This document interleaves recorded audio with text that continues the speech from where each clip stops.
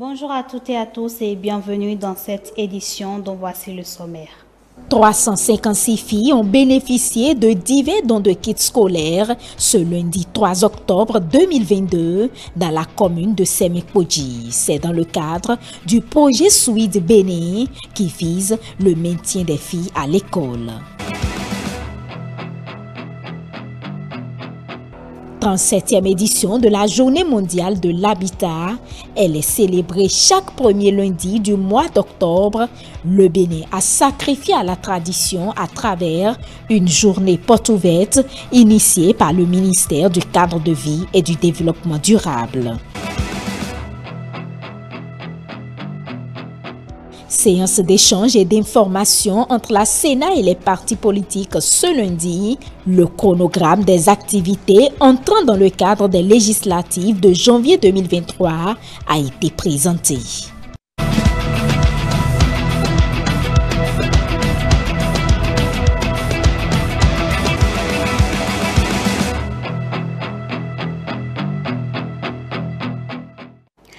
Merci de nous recevoir. Journée mondiale de l'habitat au Bénin. Elle est célébrée chaque premier lundi du mois d'octobre. Le thème mondial de cette 37e édition est « Attention à l'écart, ne laissez personne ni aucun endroit de côté ». À cette occasion, le ministère du Cadre de vie et du Développement durable a initié une journée porte ouverte qui a réuni des experts du cadre de vie, de l'habitat, de l'eau et de l'énergie. Le compte rendu de cette journée autour d'un thème national avec Modeste Soutogbe et Paul Esther Saoussi. Impact du PAG sur les populations des zones défavorisées. C'est le thème national retenu pour la célébration de la 37e édition de la Journée de l'habitat. Pour cette édition 2022, le programme d'action du gouvernement est au centre du cadre de vie de la population béninoise. Depuis la mise en œuvre du programme d'action du gouvernement, l'occasion nous est donnée de montrer à travers les secteurs du développement urbain, de l'énergie, de l'eau et de la santé notamment, que personne n'a été laissé de côté. Ce cap est de plus en plus maintenu pour longtemps, vu ce qu'il reste à faire pour les années à venir. C'est donc pour cette raison qu'un thème national est choisi et est intitulé « Impact du PAG sur les populations des zones défavorisées ».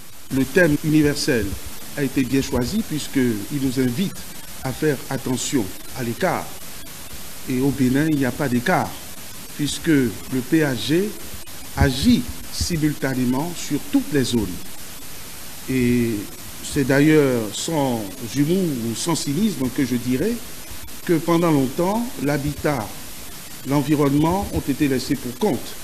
Et donc, le travail qui se fait simultanément sur toutes les zones, de sorte qu'il n'est pas évident aujourd'hui de distinguer une zone défavorisée par rapport à une qui serait favorisée. Un thème riche en communication et qui a permis à l'assistance de mieux cerner les actions du PAG 1 et 2 qui prend en compte toutes les couches de la société. Nous pouvons aisément nous rendre à l'évidence que ne laisser personne de côté est l'engagement majeur qui gouverne l'action du chef de l'État. Le président Patrice Talon étant totalement convergent avec celui qui est au cœur du programme de développement durable à l'horizon 2030 des Nations Unies. Cet engagement est également devenu la marque de fabrique du gouvernement du Bénin depuis 2016 à travers la mise en œuvre rigoureuse de ces programmes d'action PAG 1 et 2.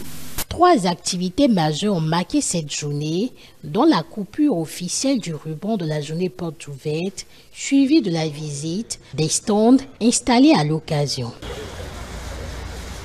Ce sont des marchés qui sont déjà terminés. La réception est prévue pour ce mois d'octobre-novembre 2022. La coupe noire qui est en haut montre que le sachet en réalité n'est pas aussi biodégradable que ça. Plusieurs trophées de distinction remis aux ONG qui œuvrent pour que les villes et les établissements humains soient ouverts à tous. Pour le maintien des filles à l'école et l'autonomisation des femmes, le gouvernement continue de mener des actions à travers ces différents programmes, dont le projet Souhaite Bénin. Ainsi, 356 filles ont bénéficié de divers dons de kits scolaires ce lundi 3 octobre 2022 dans la commune de Sémékodji. Cette cérémonie, qui est à sa 3e édition, a connu la présence des autorités municipales et communales. Compte rendu. Après Toribosito en 2020, Cotonou en 2021, c'est au tour de la commune de Sémékodji, plus précisément Ekpe, d'accueillir le lancement officiel de la 3e édition de distribution des kits scolaires du ministère des Affaires sociales et de la microfinance à travers le projet Souhaite Bénin. C'est un important investissement qui prend l'allure d'une tradition pour le ministère des Affaires sociales et vise indéniablement l'augmentation du taux de rétention scolaire des filles, nécessaire pour infléchir nombre de facteurs qui freinent l'autonomisation des filles et des femmes. Je souhaite qu'en bénéficiant de cette aide, nos filles puissent se concentrer sur leurs études et obtenir d'excellents résultats. J'invite toute la chaîne de distribution à faire preuve de rigueur et de transparence dans le déroulement de l'opération sur toute l'étendue du territoire. Par la même occasion, la coordonnatrice du projet Souhaite Bénin explique le choix porté sur la commune de Sémékodji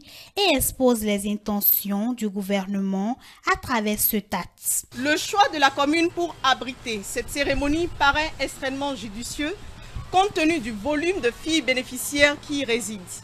En effet, 1333 kits y ont été distribués pour le compte de la rentrée scolaire 2021-2022.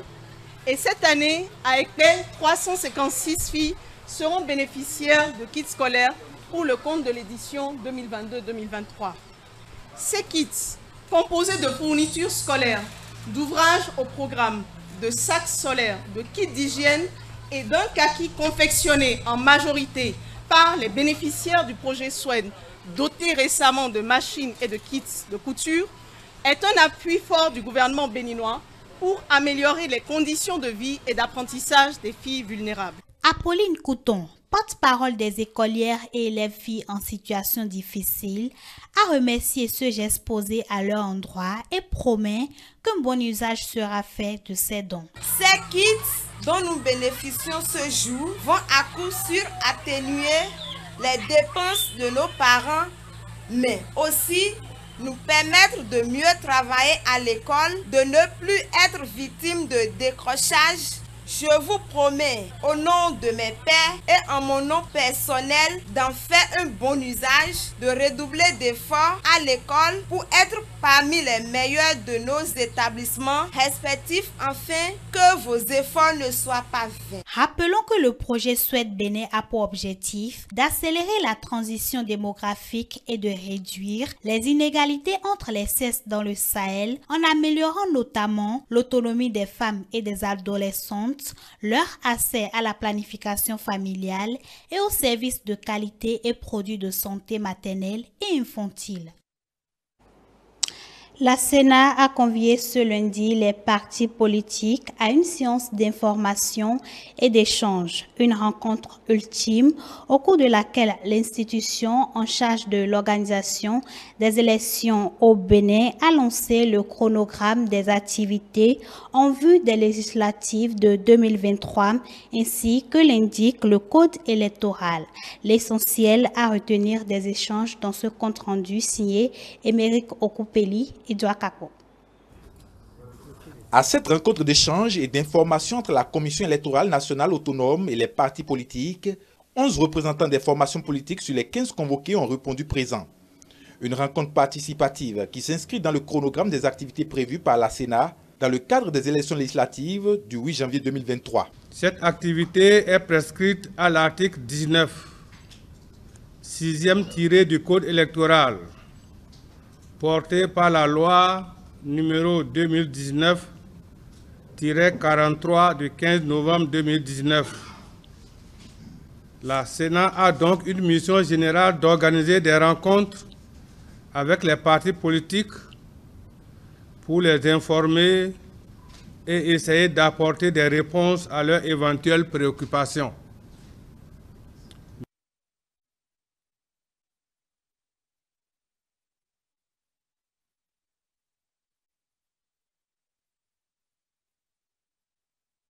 toutes nos excuses pour ce dérangement. À l'issue de la séance d'échange, quelques représentants des formations politiques présents se sont prêtés à nos interrogations. Ils sont revenus sur les préparatifs chacun en ce qui le concerne pour leur participation aux élections législatives. On les écoute. Je retiens que la Sénat a voulu échanger avec les partis politiques sur le calendrier des élections. Et j'ai noté effectivement que la Sénat s'est inspirée des différentes dates butoirs précisées déjà dans les dispositions constitutionnelles et dans le code électoral. Sur cette base, je crois que les dates qui ont été proposées tiennent compte quand même de la réglementation en vigueur. Nous avons quand même évoqué certaines inquiétudes au niveau du processus à la Sénat, et entre autres la carte d'électeur qui n'existe plus dans la loi. Et si on sait que dans le Bénin profond, même si nous prenons la ville de Cotonou, il y a quand même des électeurs qui n'ont aucune pièce, qui n'ont sur aucune pièce. Et nous avons évoqué ces cas-là parce que nous voulons que les élections de janvier 2023 soient des élections apaisées. En définitive, ce que nous souhaitons, au-delà de tout ce qui se dit, c'est que pour une fois, la Sénat, chargée d'organiser ces élections, puisse prendre sur elle-même de faire des élections qui satisfassent tout le peuple béninois, qui nous évite de replonger dans les travers du passé, qui nous évite de revivre des douleurs que nous avons vécues et que nous créons tous. C'est ça nos attentes, c'est ce que le peuple béninois souhaite de cette Sénat. Donc au-delà de tout ce qui se dit, c'est que les uns et les autres, surtout eux, chargés d'organiser les élections. Oui, au niveau de l'Union progressiste, je pense que tout se passe bien. Vous savez d'ailleurs que l'Union progressiste est un parti bien organisé et bien outillé, donc qui a les facultés nécessaires, requises, donc pour mieux faire les choses. Et les exemples des élections passées ont déjà prouvé que nous avons la tête sur les épaules. C'est pour vous dire que pour ces élections, nous sommes plus que prêts déjà. Nous ferons tout pour être à jour avant la date et pour présenter de très bons dossiers afin que les candidatures au niveau des FCBE puissent être retenues. Nous nous préparons très bien, comme nous l'avons annoncé depuis notre participation manquée au communal de 2020. Nous avons dit que nous prenons sur nous la responsabilité de faire en sorte que la prochaine échéance à venir, que nous puissions être présents. Nous sommes totalement prêts, nous sommes dans le processus, nous suivons notre chronogramme et nous respectons notre chronogramme et nous serons au jour J prêts pour les élections. Ils étaient au micro de Émeric Okopeli et Edouard Kako. Nous poursuivons cette édition. La commission de la CEDEAO organise depuis ce lundi une formation sur le Code international pour la sûreté des navires et des installations portuaires et la mise aux normes des ports sur le renforcement de la sûreté et la sécurité maritime et portuaire en Afrique de l'Ouest. Objectif, renforcer les capacités des personnels des ports et des acteurs impliqués dans la sûreté et la sécurité maritime et portuaire. Ce séminaire, qui va durer 15 jours, a été possible grâce à la collaboration entre la CEDEAO et l'Association de gestion des ports de l'Afrique de l'Ouest et du Centre. Le compte rendu avec Stélia Padonou et Prudence Koussouran. Venus des États membres de la communauté économique des États de l'Afrique de l'Ouest, ces autorités portuaires, cadres des affaires maritimes, du Conseil des chargeurs, de la Marine nationale, vont durant plus d'une dizaine de jours s'imprégner de l'évolution des dispositions réglementaires afférentes au Code international pour la sécurité des navires et des installations portuaires et au Code maritime international des marchandises dangereuses. C'est le centre de formation professionnelle de l'Association de gestion des ports de l'Afrique de l'Ouest et du centre qui abrite les travaux.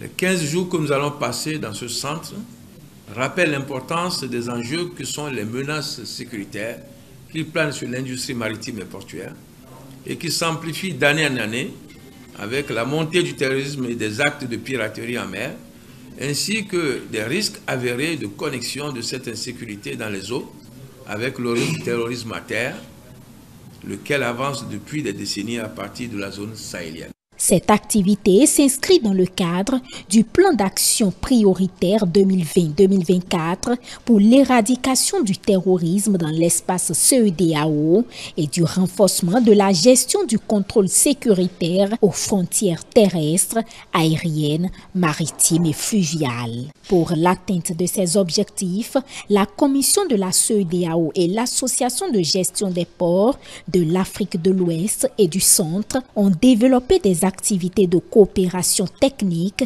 C'est au nom de cette collaboration que la CEDEAO a organisé ce séminaire. Nous apprécions tous le fait que la sécurité et la sérénité ont du prix. Elles ont du prix parce qu'elles sont la base du développement. Sans la sécurité et la sérénité, il n'y a pas d'humanité. Alors, tout effort doit être fait pour le maintien du développement de la sécurité et de la sérénité, car elles sont la base de la survie humaine. La sécurité est simplement comme la vie humaine. C'est une dynamique, une affaire journalière. C'est un besoin constant pour nous de renforcer les capacités et d'œuvrer pour un développement durable. C'est la raison qui sous-tend l'importance de ce projet de 2 semaines. Accompagner les acteurs présents dans les différents secteurs d'activité directement touchés par l'insécurité à travers des séminaires de formation, c'est l'initiative de la CEDEAO afin de combattre efficacement le terrorisme dans la sous-région. Pour la CEDEAO, la sécurité maritime a toujours été et restera toujours une priorité. Et la tenue de cette session de formation en est une preuve. L'amélioration de la sécurité maritime a permis au commerce de prospérer avec un impact positif sur les économies des États membres, de la sous-région comme de la région Afrique d'une façon générale. Et le développement du port du Bénin, de Cotonou, en est aussi une illustration. C'est d'ailleurs ici le lieu de saluer tous les efforts qui sont faits pour prendre en considération l'importance que revêt pour l'Afrique l'économie bleue. À l'issue de la formation, une table ronde d'échange sera organisée sur les enjeux sécuritaires dans le domaine portuaire et maritime, réunissant des experts au cours de laquelle seront formulées des recommandations. Hors de nos frontières et plus précisément à l'Union des Comores, une conférence de presse a été organisée pour lancer la 4e édition du mois Octobre Rose consacrée à la santé féminine, en particulier le cancer gynécologique. Au cours de cette rencontre, un bilan des actions menées en 2021 a été fait. Reportage. Le coup d'envoi de cette campagne d'Octobre Rose a fait l'objet d'une conférence de presse. Cette rencontre avec les représentants des médias s'est fixée comme objectif d'annoncer le début des activités. C'était une occasion au fil de la rencontre de dresser un bilan des activités réalisées tout au long de l'édition 2021, au cours de laquelle 643 mammographies ont été enregistrées, soit 60% par rapport à la campagne de 2020. Depuis le mois de mai 2022, nous menions une grande campagne de sensibilisation sur les 3 îles à travers des causeries pour une meilleure connaissance des moyens de dépistage précoce des cancers gynécologiques. Environ 34 localités en ont bénéficié en Gazidja, à Anjouan et à Moéli.